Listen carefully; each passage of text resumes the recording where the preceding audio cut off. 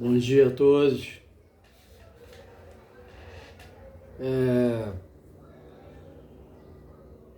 Quero deixar uma palavra. As marcas de um crente maduro. O apóstolo Paulo, que estava a caminho de Jerusalém, quando escreveu sua carta aos Romanos. Nessa carta, o veterano apóstolo expõe a doutrina da salvação e faz correspondente aplicação da doutrina. Então, essa referência que nós temos, ele fala sobre 3 marcas de um crente maduro. Então, o que me chama a atenção, em primeiro lugar, um crente maduro está possuído de bondade. A bondade é um atributo de Deus que ele compartilha com o seu povo. Só do Espírito de Deus são possuídos de bondade. Barnabé, um homem chamado de bom no Novo Testamento, sua vida, um investimento na vida de outras pessoas. Ele foi um investimento na vida de outras pessoas. Ele demonstrou amor aos necessitados, vendendo uma propriedade para socorrê-los. Quando Saulo de Tarso foi rejeitado na igreja de Jerusalém, foi Barnabé quem o acolheu e apresentou aos apóstolos. Quando Saulo ficou mais de 10 anos no anonimato, em Tarso, foi Barnabé quem foi atrás dele, investindo nele, levando consigo a Antioquia.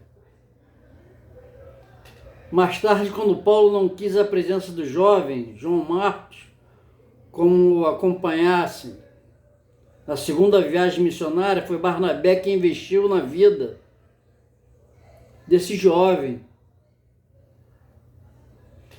o qual veio ser o escritor do Evangelho de Marcos. Uma pessoa cheia de bondade investe na vida de outras pessoas. Então temos que ser bom, temos que investir nossa vida em outras pessoas. E as pessoas que são desprezadas pelos demais. E o que me chama a atenção também, em segundo lugar,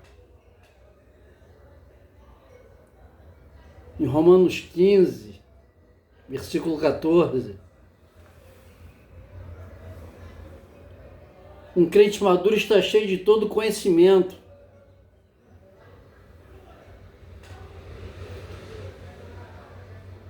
O exercício da bondade é fruto do conhecimento. É o conhecimento de Deus e de sua palavra que nos leva à ação da bondade. O conhecimento de Deus nos leva ao conhecimento da bondade. Agora, um crente maduro é alguém ao conhecimento de palavra de Deus. Sua mente está cheia da verdade, seu coração está cheio de amor.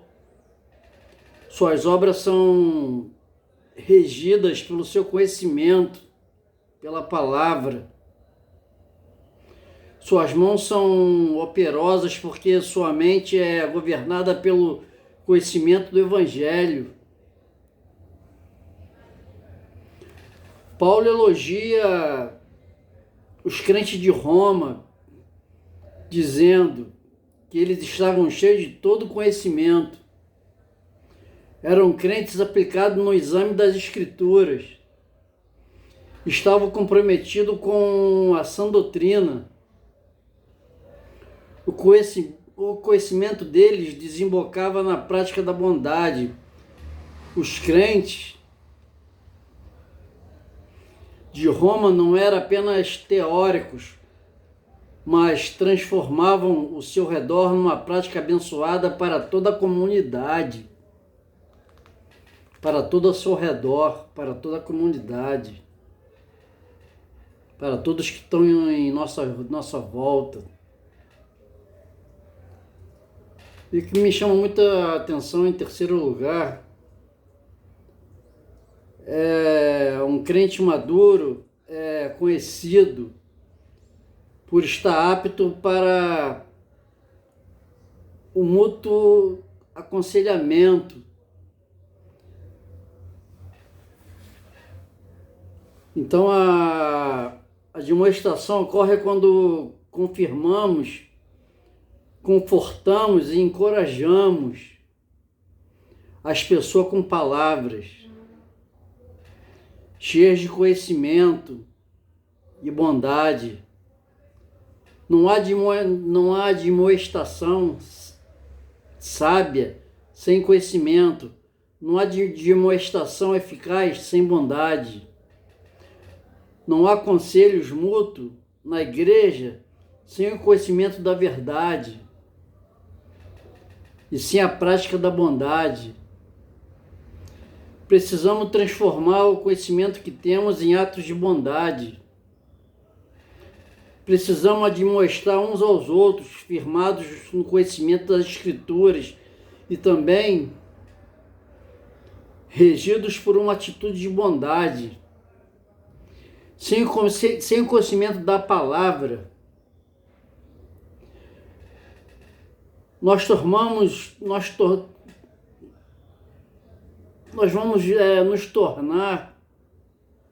nos tornaremos humanistas em nossas exortações. Seu exercício da bondade, as demonstrações podem esmagar a cana quebrada e apagar a torcida que fumega. Adicionar a bondade ao conhecimento é o que nos torna aptos para demonstrar uns aos outros com eficácia. Que nossa igreja seja uma comunidade de terapeutas da alma. Que nosso relacionamento reflitam o cuidado de uns para os outros, abençoando uns aos outros e cuidando uns dos outros. Que a nossa igreja seja formada de crentes comprometidos com maturidade cristã.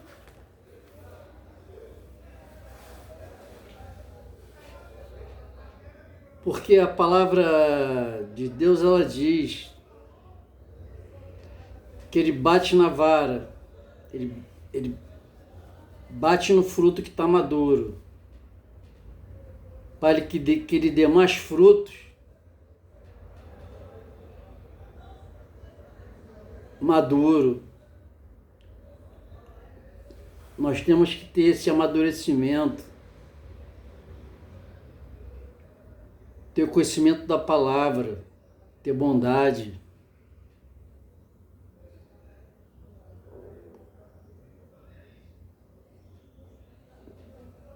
A palavra de Deus é viva e eficaz. Ele é um Deus fiel, ele não pode negar a si mesmo.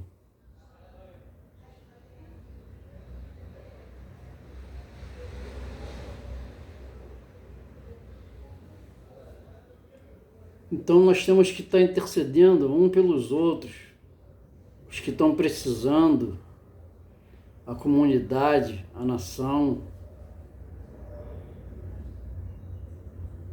Não buscar as coisas terrenas.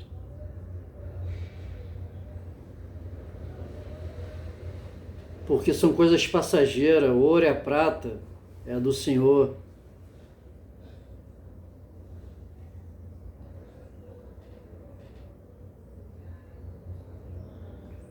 Que nós viemos a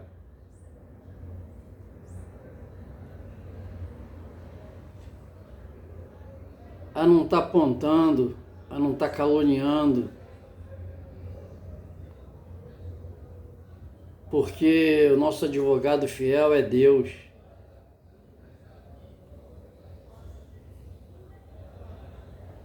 Porque se seu inimigo tiver fome, dê de comer.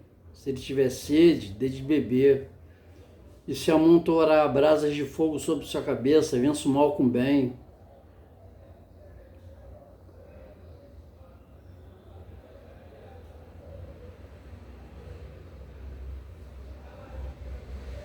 Então, um dos maiores apóstolos, que foi Saulo de Tarso, tempo de Estevão, depois ele de Saulo de Tarso,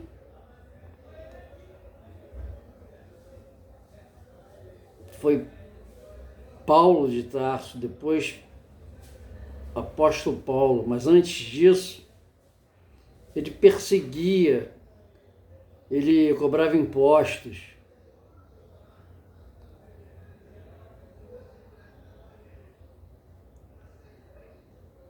Quando Deus era o Verbo se fez carne, Jesus, ele cega Paulo de Tarso. Ele não está enxergando, eu não estou enxergando. Jesus diz a ele, você me persegue. Quem vai orar por ele? Jesus pede para orar. Ananias restaura a visão dele. E ele é um dos maiores apóstolos. Porque o que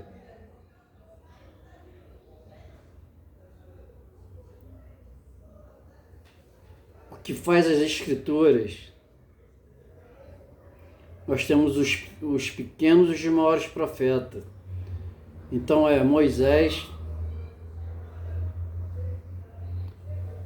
apóstolo Paulo,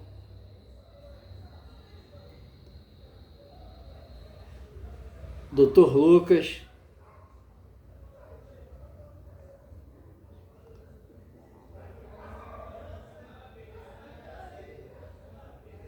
esses são os maiores.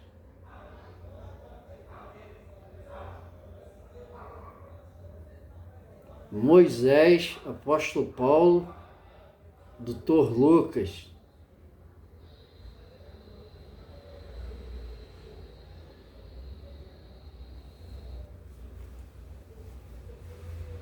Então, nós temos que estar olhando para o nosso próximo, estender a mão, interceder, orar por ele. O que você está precisando? Eu te ajudo. Eu te ajudo.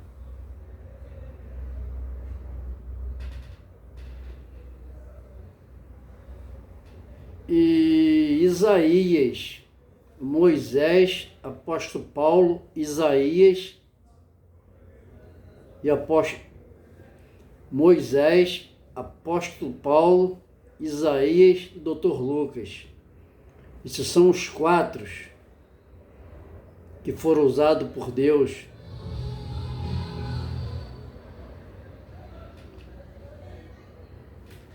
Moisés é um mistério, né? Porque ele, quando Joquebede bota ele no rio Nilo, porque Herodes queria matar as crianças de menores de 3 anos de idade,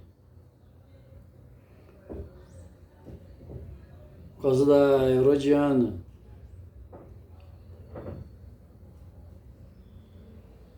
Então, no Baixo Oriente tinha o Tutmés II e a Teópates, que é a Cleópatra. E no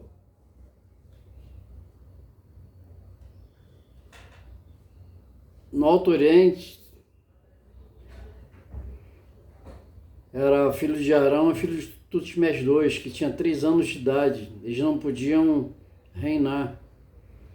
Então Tutmés II, o primeiro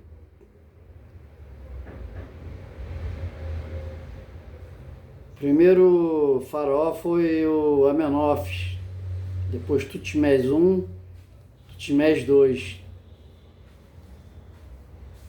depois que vem o Ramsés.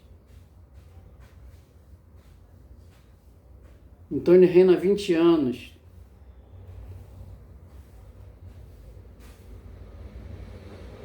Então o Moisés, que era hebreu, ele começa a crescer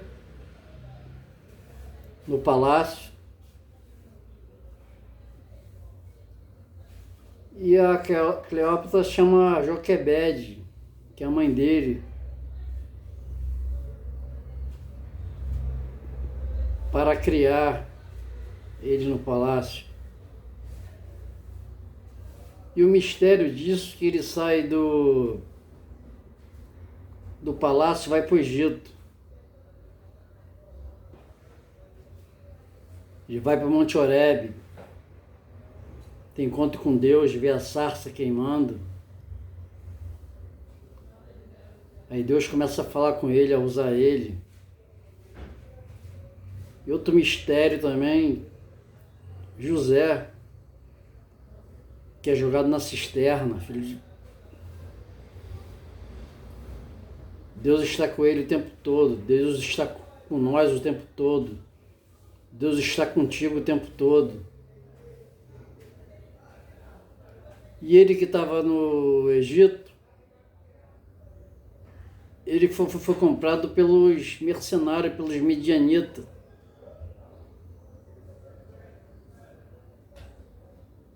E é apresentado a Potifar. Então ele, do Egito, ele vai para o palácio. Ele vira governador.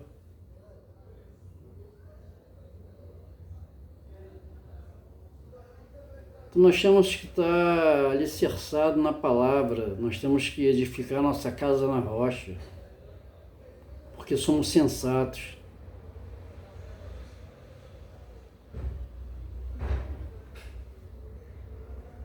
E ler, se alimentar da palavra de Deus, se alimentar do Evangelho,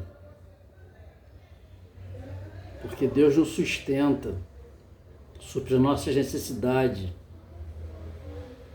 Ele tem um propósito em nossas vidas, mas passamos por processo.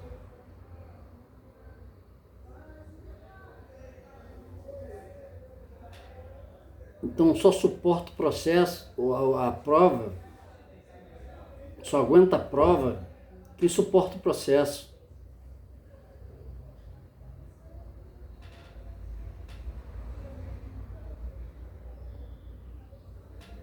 E que viemos estar alicerçado a ter raiz. Temos que ter raiz. Buscar a palavra de Deus, buscar o reino de Deus, e tudo vos será acrescentado.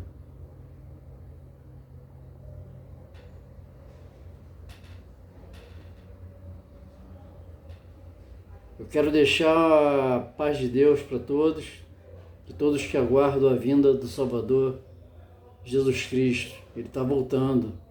Então, temos que estar preparados. Temos que estar preparados, porque não sabemos a hora, não sabemos o dia. Ele vai vir como o ladrão da noite a nos arrebatar.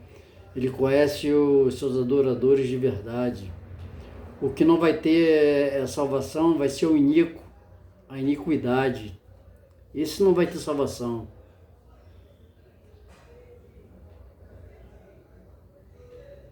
Que viemos a olhar pelo nosso próximo, a estar ajudando. Que às vezes oramos por pessoas que não sabem que nem nós estamos orando por ela. Viemos buscar o reino de Deus, o resto será acrescentado. Que Deus abra as comportas do céu, dê ordem a seus anjos a nosso respeito, para nos guardar. Porque os anjos do Senhor que nos guarda faz nós guerrearmos contra regiões celestiais, contra principado e potestade. Regiões celestiais.